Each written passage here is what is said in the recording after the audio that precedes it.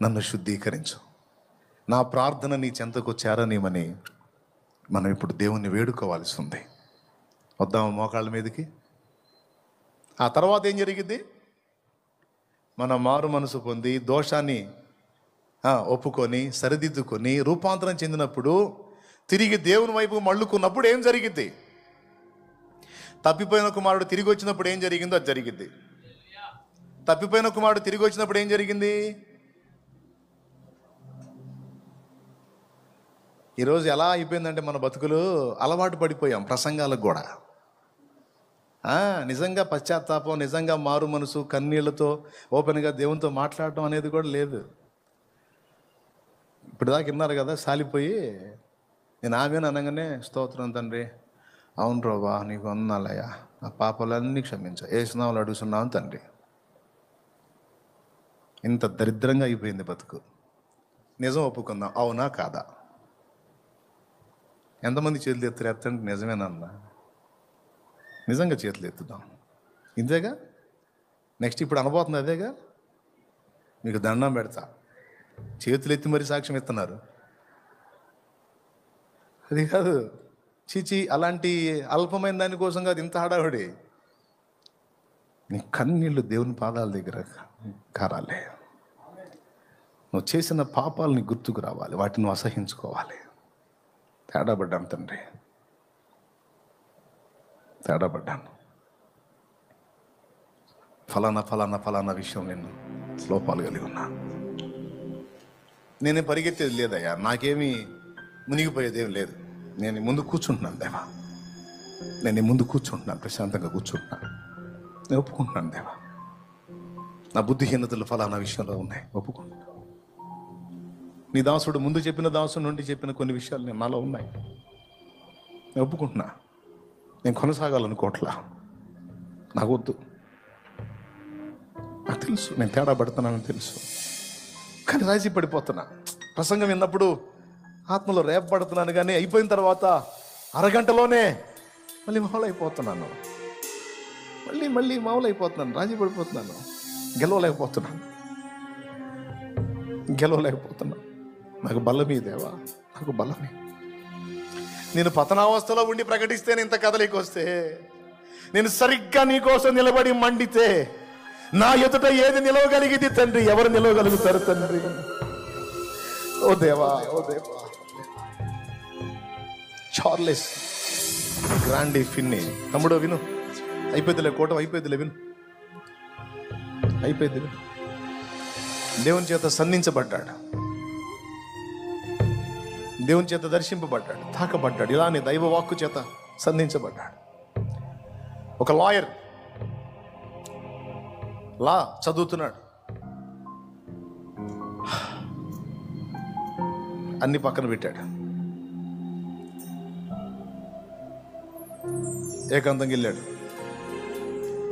3 రోజులు దేవుని పాదాల దగ్గర పడి ఏడుస్తూ ఉన్నాడు. ఆఫీస్లో కనపడట్లా. సహోద్యోగులు ఉంటారు కదా, వాళ్ళు చూస్తున్నారు, ఫిన్నీ ఎటుపోయాడు, కనపడట్లేదు ఏంటి అని. ఫిన్నీ దేవుని పాదాల దగ్గర పడి ఏడుస్తున్నాడు. దేవుని చేత తాకబడ్డాడు, దర్శించబడ్డాడు, తన అతిక్రమంలో ఒప్పుకుంటున్నాడు, ప్రభు రక్తంతో కడుక్కుంటున్నాడు. స్వతహాగా కొంచెం అహంకారం, ఆయన అన్ని దిగిపోయినాయి. కొంచెం గర్వంగా ఉండేవాడు, అహంగా ఉండేవాడు, ఎవరి దగ్గర తగ్గించుకోవటం ఇష్టం ఉండదు. అలాంటి మనిషి తన దోషాలు వాడు దేవుని పాదాల దగ్గర పడ్డాడు. ప్రియులారా, ప్రతి అతిక్రమం దేవుని ముందు ఒప్పుకొని దేవుని సన్నిధిని అనుభవించి తృప్తి చెంది తను జాబ్ చేసేటువంటి, తను ప్రాక్టీస్ చేసేటువంటి ప్రదేశంలోకి వచ్చినప్పుడు తన సహోద్యోగి అడిగాడు, ఫిన్నీ ఎక్కడికి వెళ్ళావు? ఆయన చెప్తున్నాడు, ఏం లేదు, ప్రార్థన చేసుకోవడానికి వెళ్ళాను అన్నాడు. అంతే, దేవునితో మాట్లాడుకోవడానికి వెళ్ళాను, దేవునితో గడపడానికి వెళ్ళాను, దేవుని సన్నిధిని వెతికి వెళ్ళాను, ఒక మాట అన్నాడు అంతే. ఆయన ప్రసంగం చేయలా, సువార్త చెప్పలా, ఏం మాట్లాడలా. నువ్వు ఎక్కడికి వెళ్ళావు అన్న మాటకి నేను దేవునితో గడపడానికి వెళ్ళాను అని ఆన్సర్ ఇచ్చాడు. అవతల సీట్లో కూర్చున్నాడు లేచి బయటికి వెళ్ళిపోయాడు. ఏం జరిగిందో ఈయనకు అర్థం కాల. అతను వెళ్ళిపోయాడు. ఈయన ఈ మాట అనడంతో అతను వెళ్ళిపోయాడు. అతను వెళ్ళి సాయంత్రానికి తిరిగి వచ్చాడు. ప్రార్థన చేసుకుని తిరిగి వచ్చాడు. తిరిగి వచ్చి పిన్నితో చెప్తున్నాడు, తన మారు మనసును ప్రకటిస్తున్నాడు. పిన్ని, నేను కూడా జీవం గల దేవుని వైపు తిరిగాను. నేను కూడా ఇది మొదలుకొని ప్రభువుని అనుసరిస్తాను. నేను ప్రభువుని నమ్ముకున్నాను పిన్ని అని తెలియజేశాను. ఏం జరిగింది? మాట్లాడితే కదలిక, మాట్లాడితే అంత ఉద్యోగమా? మామూలు మాట. జాబ్ చేసేటువంటి వ్యక్తి మామూలుగా మాట మాట్లాడితే అంత కదలిక ఎట్లా సాధ్యం? దేవునితో గడిపినందుకు సాధ్యం. మాటేగా తెలుసా మీకు? దేవుని ఎదుట లోపాలను దిద్దుకొని, దోషములను ఒప్పుకొని, పశ్చాత్తాప్తులమై ఆయన ప్రభావం చేత నింపబడి మాట్లాడటమే కాదు, ఒక చూపు చూసిన అవతల వ్యక్తుల్లో కార్యాలు జరుగుతాయి. అవతల జీవితాల్లో కదలికలు వస్తాయి సోదరే.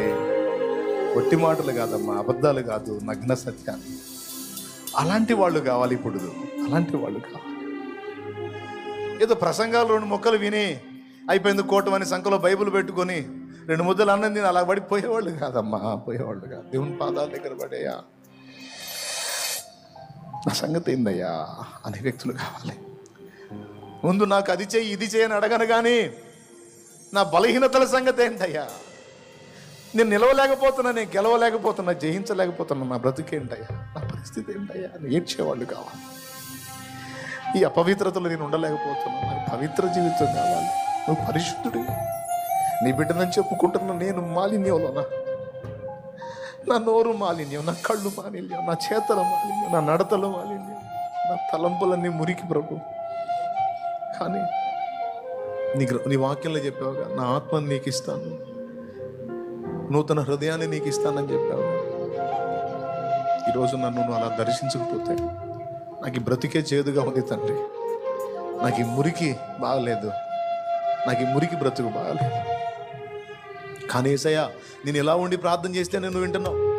కానీ నేను పూర్తిగా పరిశుద్ధపరచబడి, నూతనపరచబడి, నిన్ను హత్తుకొని నీ చిత్త ప్రకారం బ్రతికి నేను అడిగితే ఇంకెంత ప్రభావం ఉంటుందో, ఇంకెంత స్పందిస్తావో నా తండ్రి.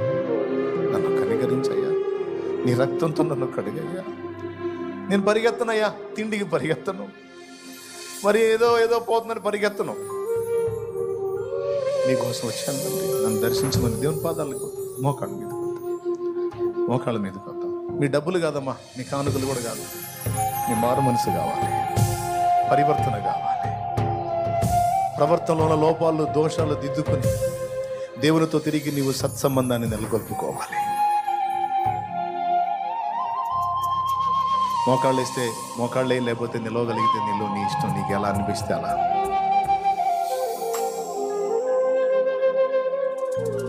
టూకీగా 2 మాటలు అందించాం. ఇక నీ మనస్సు, నీ ఇష్టం. ఇక ఇప్పుడు నీకు నువ్వే బోధ చేసుకో, నీకు నువ్వే మాట్లాడుకో. ఇంత పెద్ద ప్రాంగణం నీ కొరకు ఏర్పరచబడింది. ఏ మూల కూర్చుంటావో, ఎక్కడ కూర్చుంటావో, తల మీద ధూళి పోసుకుంటావో, నువ్వు ఎక్కడ పడి రోధిస్తావో నాకు తెలియదు. కానీ నువ్వు దేవుణ్ణి కలుసుకోవాలి, నువ్వు దేవుణ్ణి కలుసుకోవాలి. దేవుణ్ణి కలుసుకోకుండా, దేవుని పాదాలు తాకకుండా ఇక్కడి నుంచి వెళ్ళదు. నువ్వు ఎక్కడ కూర్చుంటావో, ఎక్కడ అంగలారుస్తావో, ఎక్కడ మొర్ర పెడతావో, నీకోసమే ఇది. ఇంత కష్టం నీకోసం. నీ డబ్బులు కాదు, నీ కానుకలు కాదు, నీ సందాలు కాదు, నీ సహాయాలు కాదు. నువ్వు దేవునికి కనెక్ట్ అవ్వాలి, నూతనపరచబడాలి. పరిశుద్ధుడు అయిన మా తండ్రి, ప్రేమ స్వరూపేగు దేవా, నీకు స్తోత్రం. నీ దాస్తుని వాడుకునే రాజీ పడొద్దు. రాజీ పడలేదు దానియేలు. అందుకే బబులోను సంస్థానం మొత్తం సైన్యములకు అధిపతి యెహోవా నీకు స్తోత్రం అని సాష్టాంగపడింది. దానియేలు రాజీ పడలేదు కాబట్టి బబులోను తల వంచిందయ్యా. కానీ దానియేలు ఏ మాత్రం వాళ్ళకి తల వచ్చినట్టయితే దేవుడు నువ్వు సిగ్గుపడేవాడివి కదా. బబులోను ఎప్పటికీ తల ఉంచేది కాదు కదా. దానియేలు తల వంచలేదు కాబట్టి బబులోను తల దించుకుంది. తండ్రి నీకు స్తోత్రమయ్యా, నీకు స్తోత్రమయ్యా. ఈరోజు నీ పిల్లలమైన మేము నీటికో తల ఉంచుతున్నాం, సిగ్గుపడుతున్నాం. మాకు సిగ్గు తగి ఉన్నది ప్రభువా, మమ్మల్ని క్షమించు.